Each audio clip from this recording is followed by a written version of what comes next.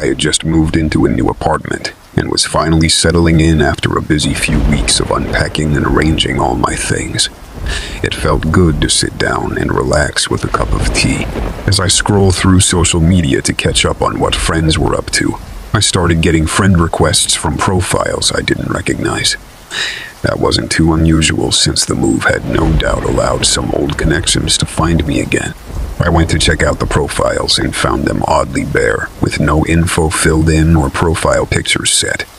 Weird, but not alarming on its own.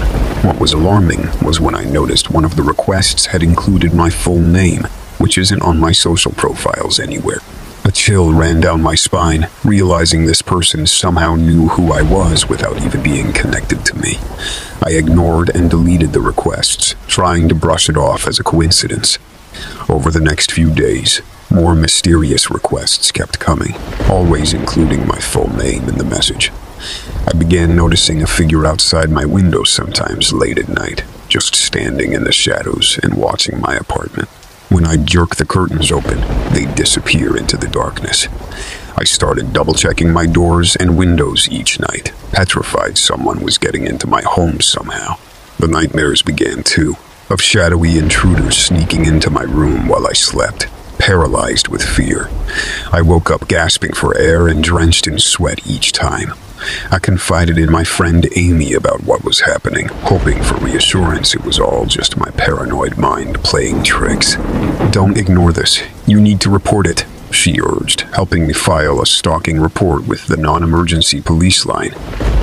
The next morning, I found my doormat had been moved, so it no longer covered the original greeting. Someone had carefully written "I'm watching you" under it with a marker.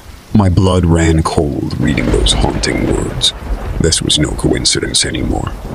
I was being explicitly targeted and watched in my own home without any idea who or why.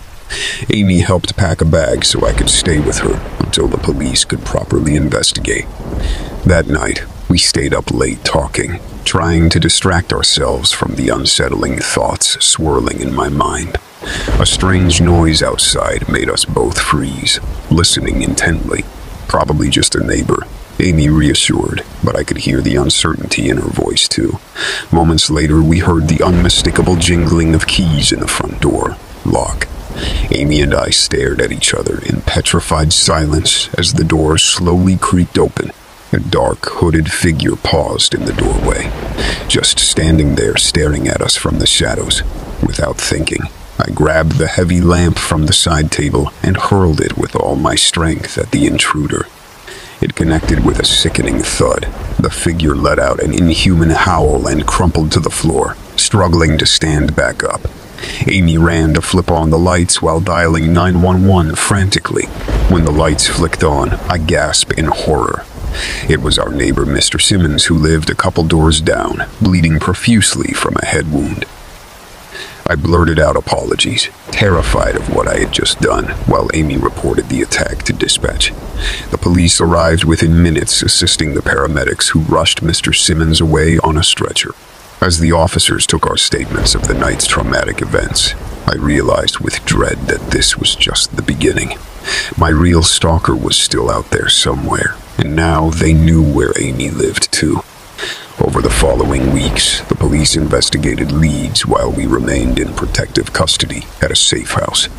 I was consumed by fear and paranoia, not knowing when or where the stalker might strike next. Then, one afternoon, an officer came with news that sent a chill down my spine. They had tracked down the man responsible through surveillance video and digital evidence on old devices. His name was David, my high school ex, who never got over me breaking up with him years ago. All this time, he had been methodically stalking me, learning every new detail online. The officer revealed David was found dead in his home, an apparent suicide. At first, I felt a sense of twisted relief that the threat was over. But then the officer added one final horrifying detail that sent my blood running cold. Scrawled on David's wall in what seemed to be his own blood was a haunting message. "If I can't have you, no one can. I'll find you in the afterlife." From that moment on, I have lived in constant fear that he is still watching me from beyond, waiting for his chance to finish what he started. I don't believe I'll ever truly feel safe again, with the ghost of a madman's obsession still lurking in the shadows of my mind.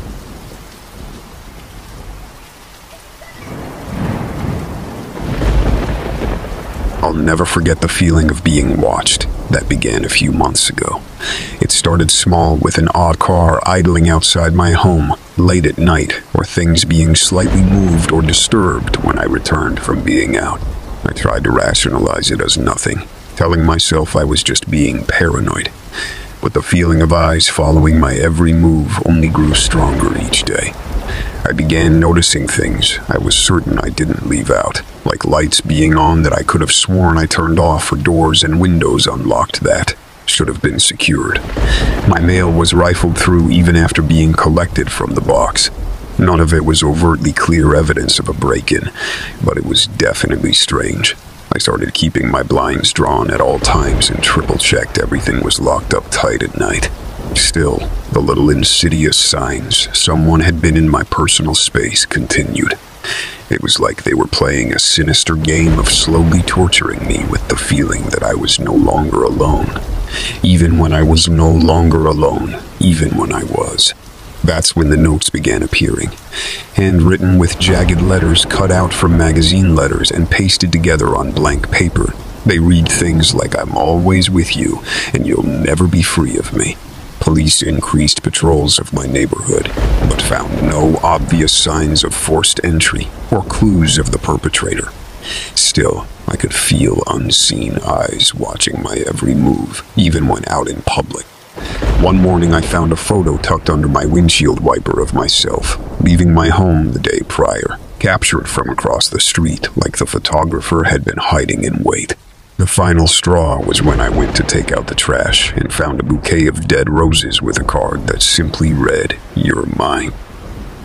That night in a panic, I packed a bag, left a note for coworkers in case something happened to me, and checked into a hotel over an hour away under an assumed name. I stopped using my personal vehicles or electronics, thinking they may have been tracked somehow.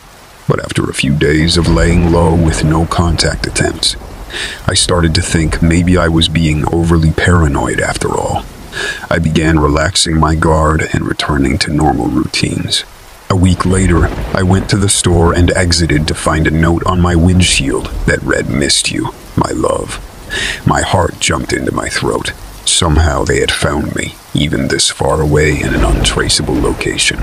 I began truly fearing for my safety, convinced this individual meant me harm. But who was it, and how were they constantly one step ahead of me? That's when I got a call from my coworker saying the police were at my home with concerns after finding my abandoned vehicle and note. His van had been identified parked outside my house during other strange occurrences. A subsequent investigation revealed this man had become fixated on me after several service visits. He had hacked into my electronics and installed spyware to track my every digital move. Officers obtained a search warrant, and what they found in his home confirmed he was my sinister stalker. Disturbing shrines were made of photos and personal items he had stolen, coupled with chilling journals detailing his twisted obsession with owning me. I still have nightmares thinking of how close this sociopath came to carrying out his evil plans, all while hiding in plain sight. The police were just in time to save me from whatever he had intended. After a lengthy trial, he was sentenced to life in prison where he belongs. I've since changed my name, home, and all aspects of my digital footprint. But I'll never fully shake the feeling that someone is still out there watching, waiting to prey upon me again from the shadows like before. My stalker knew far too much intimate details about me to ever fully feel safe again.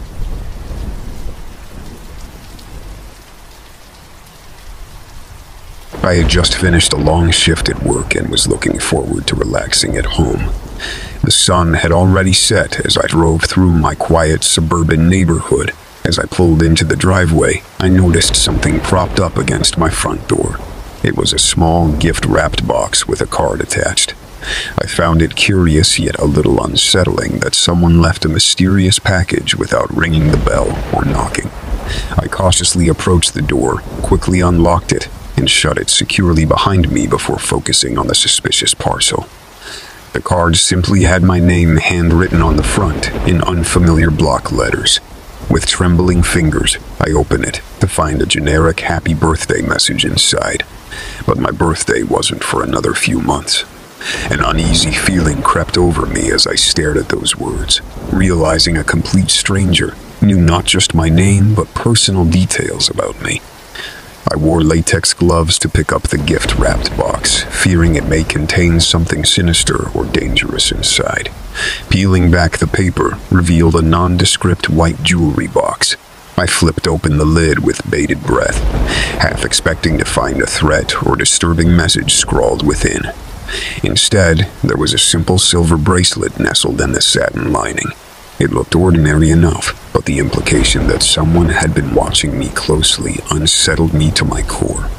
I locked everything up tight that night, checking every window and door twice while doing a thorough sweep of my home with the phone ready to dial 911. Nothing else seemed amiss. So I tried to push the strange incident from my mind and focus on normal evening activities. But I felt like I was being watched even behind closed doors. Every small noise made me jump. I kept the lights on long after the sun set. I barely slept, waking at every creak and shadow, clutching a baseball bat close beside me. The next morning, I called the local police station as soon as they opened to report the stalking gift left on my porch. They said it was unusual, but not enough to go on yet, without threats or proof of trespassing. I requested extra patrols of my neighborhood just in case. With the police aware, I felt marginally safer leaving home that day for errands and work. But everywhere I went, I was hyper-aware of other people around me, wondering if one of them was secretly following me. I took different routes and doubled back occasionally to confirm I wasn't being tailed. At work, I scanned over my shoulder and watched others come and go through the front door.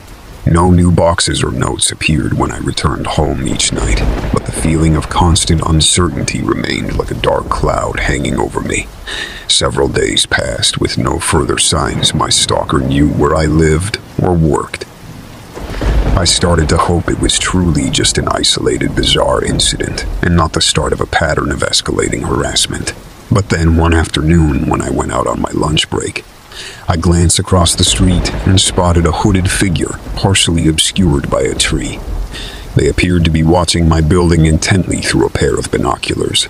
Alarms blared in my head as I ducked quickly back inside before they noticed me looking. I immediately called the police with my location and gave them a description to search for the individual. Officers flooded the area within minutes, but found no trace of the peeping Tom by the time they arrived. I was spooked, but tried not to let fear control me. I refused to become a shut-in prisoner in my own life.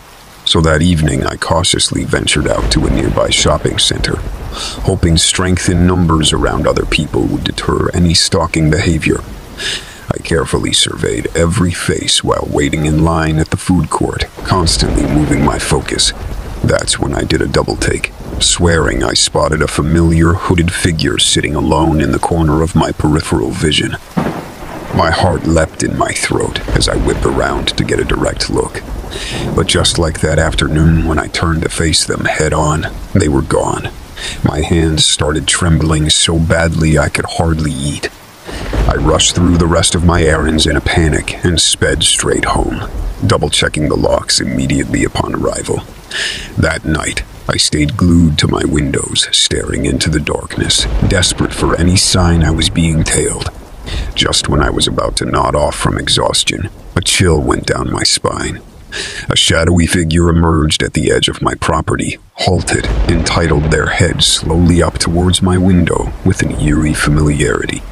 I let out an involuntary scream at the realization my stalker had finally tracked me all the way to my front door. In a blind panic, I grabbed my phone and barricaded myself in my bedroom closet, hoping the 911 dispatcher could trace my location before it was too late. As I sat shivering in the confined space, I heard a pounding at my front door, followed by a muffled voice calling my name with clear possession. My name on their lips was the last thing I heard before the sirens drew near, and I finally broke down in tears of relief and terror.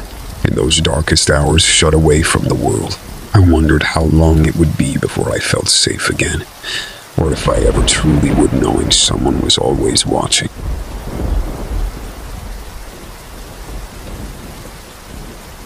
I had just settled into my new apartment after a long day of moving boxes. It felt good to finally relax on the couch and unwind. As the evening went on, I started to feel like I was being watched. Call it intuition or sheer paranoia from watching too many crime dramas. But little unexplainable things were putting me on edge. It started with strange noises outside, things rustling in the dark or branches scraping at my bedroom window. Every time I investigated, I found nothing. Then there were flickers of movement I'd catch out of the corner of my eye. But again, nothing when I turned to look. I began to feel like I was going crazy in my empty, sparse apartment. That's when the messages started. Bizarre notes left on my doormat, signed only with an initial. Nonsensical voicemails on my cell, consisting of heavy breathing and creepy laughter. I tried to brush it off as pranks or mistaken identity at first, but it steadily grew more unsettling, the initial switching from A to S and back again mockingly. The clincher came when I received a call in the middle of the night from a blocked number. Heavy breathing down the line, then a chilling whisper, "I see you, Amanda," before hanging up abruptly. That's when the real fear set in, because how would some random prankster know my name? I started checking the locks repeatedly and peering out windows, certain someone was out there watching me. The next morning, I decided to file a police report to have it at least documented what was happening if it continued to escalate. As I left my building, I thought I saw a hooded figure duck behind a car across the street, but it was gone when I hurried over to verify. I felt lost, helpless against an invisible enemy who knew too much about me already. At the police station, I recounted every bizarre message and incident to the officer, taking my statement. He listened intently before asking, "Do you have any old connections to this area or acquaintances who may not have moved on?" I racked my brain but shook my head. I only moved to this city recently for my new job. Then it hit me like a ton of bricks. My ex, Adam, he never accepted that our relationship was truly over and would call or show up unannounced for months after the breakup. When he finally stopped, I naively thought I was free of him for good. But what if he had followed me across state lines, lurking in the shadows all this time? I explained this hunch to the officer, who promised to look into Adam right away. In the meantime, officers would do extra patrols by my building as a precaution. Still, I jump at every noise when home alone, wondering if Adam's menacing presence was somehow already inside my apartment waiting. A few days later, I received a call from the officer with news that made my blood run cold. They had located Adam still in our hometown, hundreds of miles away, but digging deeper, they discovered a past history of stalking and harassment against other ex-girlfriends. It seemed I had my very own psycho, obsessed ex on my hands. Without hard proof, it was him yet tormenting me. There was little else police could actively do. That night, I lay awake listening for any strange sounds, gripping my phone, ready to call 911 at a moment's notice. That's when I heard the unmistakable scraping of my bedroom window being jimmied open. I bolted upright in bed, fumbling to dial as a dark figure climbed stealthily inside. Before I could get a word out, a hand closed over the phone, yanking it from my grasp and ending the call. Two piercing eyes glared down at me in the darkness. A hauntingly familiar voice whispering, "Did you miss me, Amanda?" as Adam crawled menacingly onto my bed. I thrashed and screamed, fighting with everything I had to escape his vice grip. Miraculously, I managed to break free and run from the room just as backup arrived, alerted by the unfinished 911 call. Adam was apprehended that night, ending his twisted obsession once and for all. They told me I was incredibly lucky to escape his clutches, but I'll never forget the feeling of being hunted. The sheer terror of having an enemy who knew my deepest fears and darkest secrets. I felt violated in a way I hope no one ever has to experience. Always trust your intuition. It just might save your life.